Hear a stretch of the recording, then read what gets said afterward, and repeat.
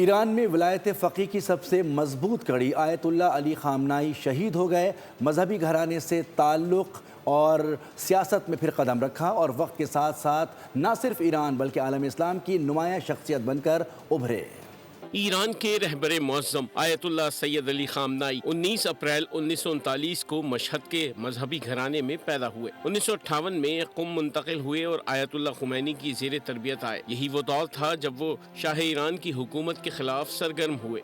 رضا شاہ پہلوی کی حکومت نے انہیں 6 مرتبہ گرفتار کیا۔ آیت اللہ خامنائی 3 برس جلا وطن رہے۔ انقلاب اسلامی کے بعد انہوں نے ملکی سیاست میں بھرپور واپسی کی۔ 1981 سے 1989 تک ایران میں ان کا دور صدارت رہا۔ 1989 ان کی زندگی میں ایک فیصلہ کن موڑ لایا۔ آیت اللہ خمینی کی وفات کے بعد آیت اللہ خامنائی سپریم لیڈر منتخب ہوئے اور 37 برس اس منصب پر فائز رہے۔ انہوں نے ایران کے دفاعی نظام کو مضبوط کیا، علاقائی سطح پر ایران کے اثر و رسوخ کو وسعت دی اور مغربی طاقتوں بالخصوص امریکہ اور اسرائیل کی پالیسیوں کی سخت مخالفت کی۔